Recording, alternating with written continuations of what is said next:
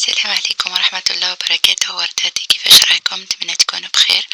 اليوم جبت لكم وصفة رائعة تاع مقروط الزيت، يعني اللي نديرو في المقلاة، مرمل مبسس ومعسل حتى القلب.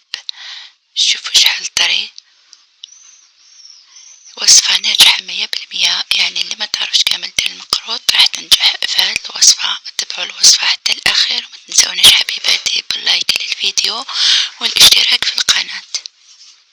عندي 3 كيلات سميد متوسط وكيلة تاع ليدام نقص بقى، ونكملها بالزيت.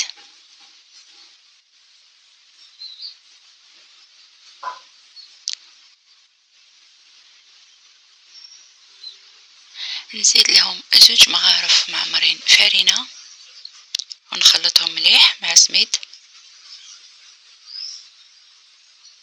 الفارينة باش يمسك هذاك المقروط باش ما يتفتتش. نفرع هذاك ليدام كامل ونحكهم مليح مليح، يعني نخلط سميد مع نبسسهم، سميد مع ليدام، نحك بين يديا مليح مليح حتى يتبسس مليح.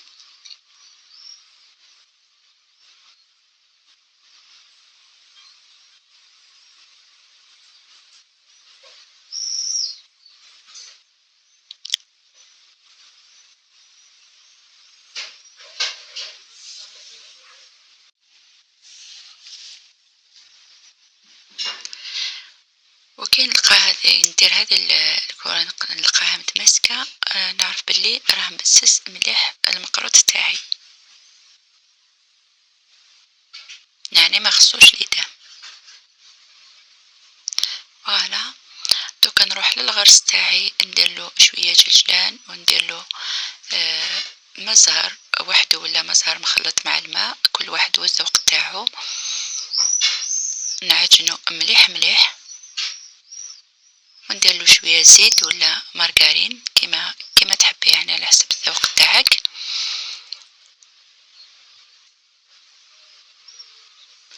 نعجنو مليح حتى نحسو طري، يعني ما نديروش يابس باش ما يخرجليش يابس في المقروط، نديرو طري مليح ونحطو نديرو في ساشي ولا نحطو هكاك. ونجي العجينة تاعي نبدا نديرلها في الماء هكا ونحركها، ماشي نعجنها يعني نلمها كيما طعام ولا كيما الكسرة، بصح ما نعجنوش.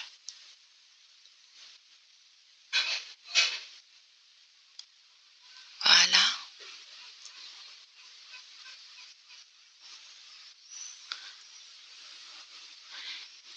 الماء يعني خليط بين الماء والمزهر، ندير نفس كمية تاع الماء ونفس كمية تاع المزهر، نخلطهم ونشمخ بيهم ونحطو هكا يرتاح حتى يتشرب. يعني كاين سميد اللي يشرب بزاف الماء.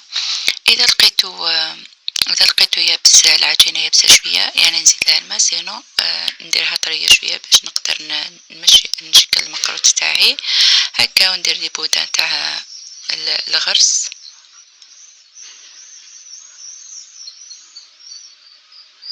يعني ما نديروش خشين بزاف باش ما تفتحليش الحبة تاع المقروط. فوالا،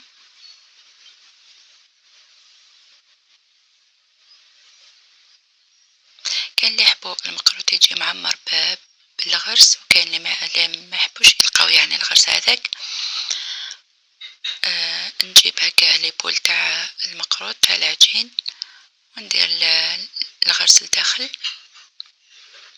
فوالا، نغلقو هكا. يعني درت لكم الطريقة بالتفصيل، ان شاء الله تنجحوا فيه، بس كاين بزاف اللي ما ينجحوش في طريقة المقروط.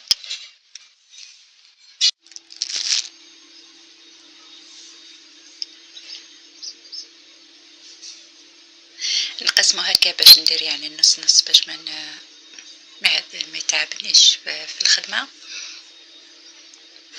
اذا عندك لو بلون طرافاي كبير يعني شوية، تقدري ديريه هكاك طويل. فوالا، نقطعو نديرو شوية بومبي هكا ونقطع المقروطات تاعي.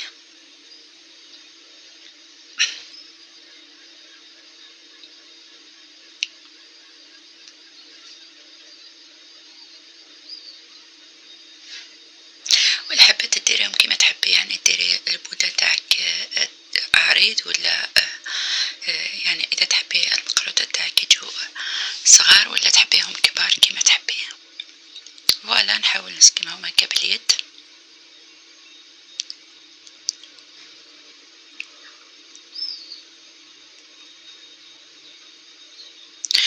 ونرمدهم في هذاك السميد اللي خدمت بيه، يعني كل حبة نرمدها في هذاك السميد ونضغط عليها يجي المقروط يهبل، يعني شباب الشكل تاعو وبني.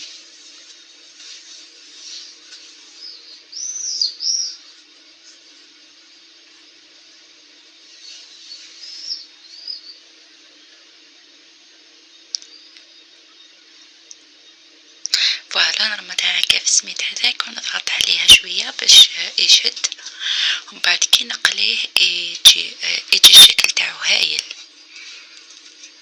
والذوق تاني يجي شباب.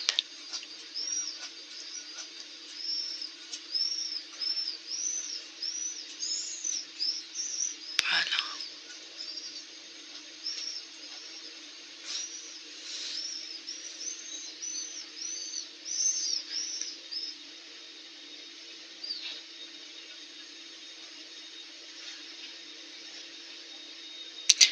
يجي محمر وذوق تاعو مقرمش هكا يشهي، حتى في المنظر تاعو كي تحطيه في الطابلة هكا مع القهوة يجي هايل.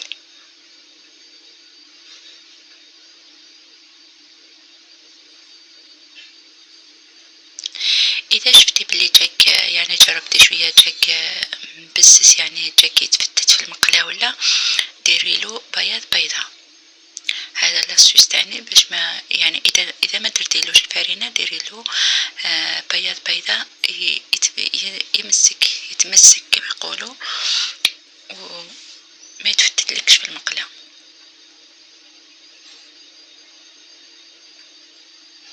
يعني دائما كي ديري المقروط جربي حبات، يعني شوية حبات ديريهم وطيبيهم، ما طيبيش كلش على ضربة ولا تشكلي كلش على ضربة. شوفي اذا ينجحوا معاك، سينو اذا ما نجحوش معاك ولقيتيهم يتفتحوا هكا في المقلاة، يا اما زيديلو شوية ما يعني خصومة، يا اما ديريلو بياض بيضة في العجينة هذيك وخلطيه وعاودي شكليه.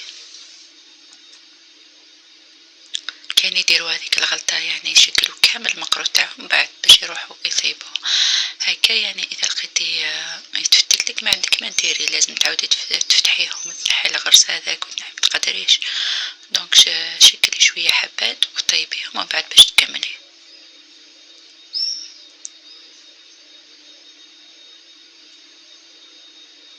ودائما هذيك العجينة غطيها بصح شوي باش ما تيبسش معاك كي تكوني تخدمي، نحي غير بشوية. وهكا درتلو ثاني هذا الشكل، يعني درت لكم عدة انواع بهذيك العجينة. هذا ما رمضتوش في السميد هذاك بصح درتلو شوية جلجلان هكا، كان اللي يحبوا المقروط بالجلجلان يعني كي ديريه مع العسل هكا ديريه من الفوق ما يشدش يعني يكون غير شوية هكا. درتو مع العجينة مع الحبات درتلو شوية جلجلان ومن بعد باه نطيبو.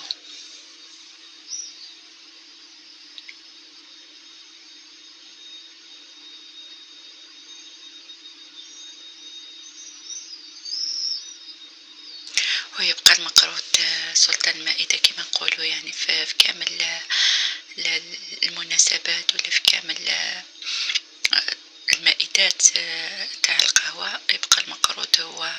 إذا خص المقروط يعني ما عندك ما ديري بهذوك الحلويات بريستيج ولا كي يكون المقروط يشبه لك هذيك الطابلة هذيك القهوة.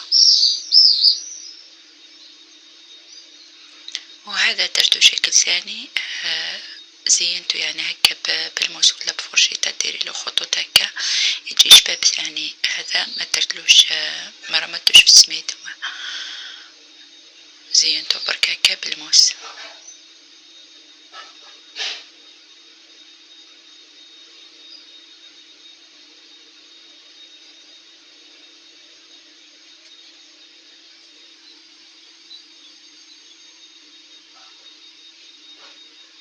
نتمنى حبيباتي تجربوا هذه الوصفة تنجح معكم.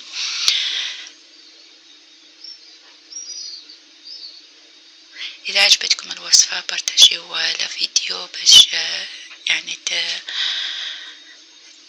تعمل فائدة، يعني يشوفوها بزاف ناس. باش تدعموني تدعموا القناة تاعي،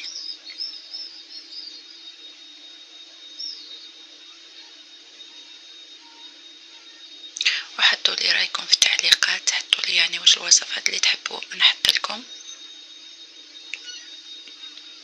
وهكا نطيبوا على نار متوسطة، يعني ما نديرش نار قوية بزاف باش ما يتحرقش من الفوق ويبقى طري من الداخل. نسخن الزيت حتى تسخن مليح باش نبدا نطيب، ندير شوية زيت يعني يغطي هذوك الحبات.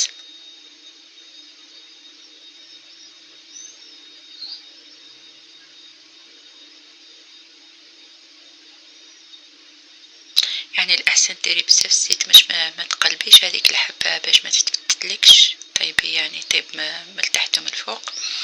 ونعسلو مباشرة، يعني كل ما نطيب نحطها مباشرة في العسل وهي سخونة، والعسل أكيد يكون بارد. فوالا شوفوا شحال شباب الشكل تاعو، ويجي معسل من الداخل الطري يهبل.